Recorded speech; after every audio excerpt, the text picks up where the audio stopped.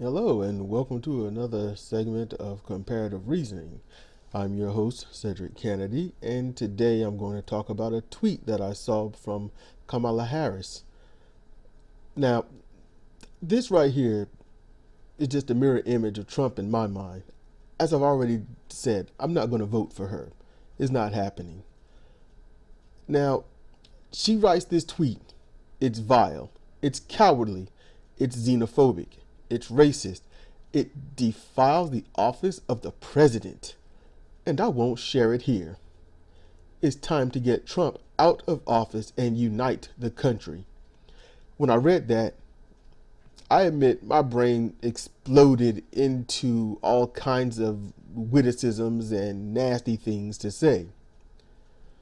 I left the tweet, but I can't remember what it was. Basically, she's no different than Trump, and part of my well, this upload here will have a piece of that in there. So when she said it's vile, I'm like, what's vile? It's cowardly. What's cowardly? It's xenophobic. What's xenophobic? It's racist. What's racist? It defiles the office of the president. What? And I won't share it here. Well, fuck you then. I hate secretive people. I ain't gonna say what they did, but they know what they did. You know what I'm talking about? And you're like, yeah, even if you don't. And some of the most real people like that would say, no, I don't know what you're talking about. So I can't stand that. I grew up around that mess. People talking in codes and half-assing their words and spelling things out and all this other stuff. So she's talking about Trump's racist crap, all right? I mean, they can go back to where they came from. Okay, I'm sitting here and I won't share it. You should, because it helps exposes what you're talking about instead of it being esoteric. So I thought about a few things quickly. She says it's vile. I'm like, yes, it is vile that you will be a God-fearing woman that believes this is God's green earth, but then turn your back on everyone that says, look, I just want to smoke weed because I want to. I mean, it comes from the earth. It's natural. It doesn't have to be ground up or anything like that or infused with rat poison, cyanide, arsenic, or anything and sell it to you as something cool to do because a camel does it. Just saying. And then it's cowardly. Of course, you're going to side with big money and not the people. So, yeah, it's cowardly. And the fact that you won't say what it is that's so vile and cowardly shows how cowardly you are. It's xenophobic. I'm like, well, yeah, just like you hating your damn own when you want to target black communities where their children miss school once or twice or maybe 3 times and you want to jail or imprison the parents, therefore keeping them from the children unsupervised because the parents are in jail, therefore making them negligent, therefore separating them and their children, separating families, no different than Trump. Black people come down hard on black people just to impress white people. And I'm going to tell you something. Those racist white people, they're still going to hate you. No matter how much you blonde your hair, no matter how proper you speak, no matter how much you give up of yourself, they're still going to hate you. Kamala Harris should know this by now because she's done a great job at highlighting herself best that she can, making sure that her pictures are the brightest without showing how dark she used to be or is, depending upon. So I wonder if she's going to still use that light skin cream. I'm just saying, you know how xenophobic and racist it is. I just covered both of those. It defiles the office of the president. You know what? Pause for this. Yeah, he's where he is. And you're trying to be a pre-pospidus, a piece of shit president of the United States. That's what you're trying to be. And that's what Joe Biden would be. That's what seems a lot of people would be. And I won't share it here. And I'm like, you coward, you weakling, you punk.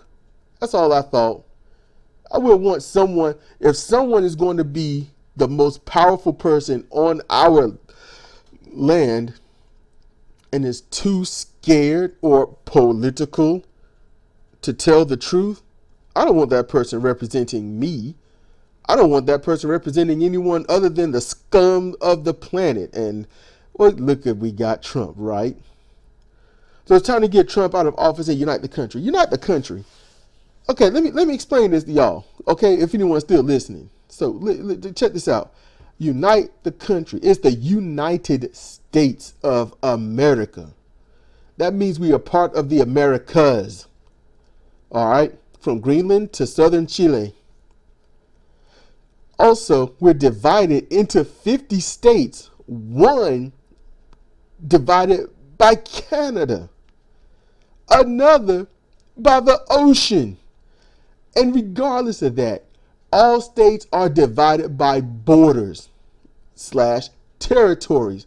And every single one of those have 100 or more counties in it. North Carolina got 100 counties. Texas got, I don't know, like a billion. I know it's not a billion. I'm just saying, just hyperbole.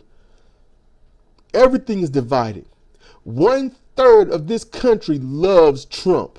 Another third is apathetic. Another one who supports the establishment Democrat. And then that one little tiny percentage of the country, those few hundred, 200,000 or 300,000 people, are the ones that are supporting progressives and are so spread out that no progressive can truly take control of anything unless it's the president and unless it's a niche group, and that group of people can exploit how gross the other ones are, those establishment Democrats, and then get a progressive into an office seat, whether it be mayor, governor, senate, or whatnot. It doesn't matter.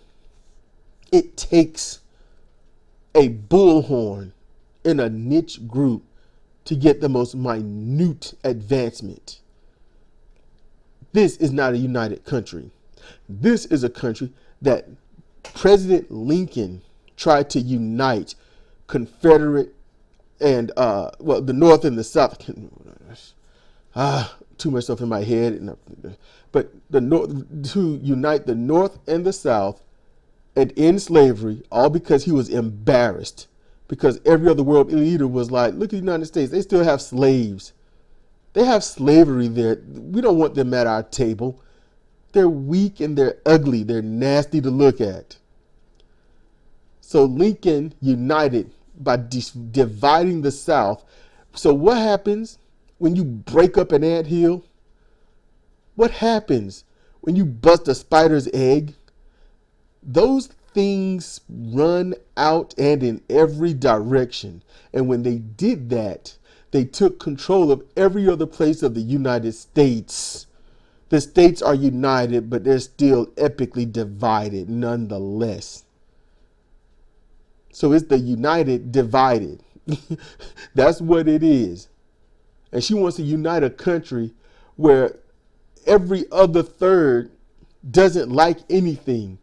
And when I talk about those, that 1/3 that loves Trump and the other third is apathetic, yeah, that apathetic side is the one that voted for Trump too, because what was better? And Trump talked a better game, but was far worse than Hillary. And it's not to relitigate that, but please understand that should have exposed everyone to how messed up we all are. We had an option of Bernie or Hillary. Everyone went with Hillary. Why? Because establishment, they're used to it. Bernie was he's like, I'm a socialist, per se socialist. And everyone ran to Hillary because Democrat and Bill Clinton, without realizing how racist Bill Clinton was. We get that. So the idea is to learn from the past and be better. Vote better. Don't teach Democrat. Yes, no matter what, Democrat. No.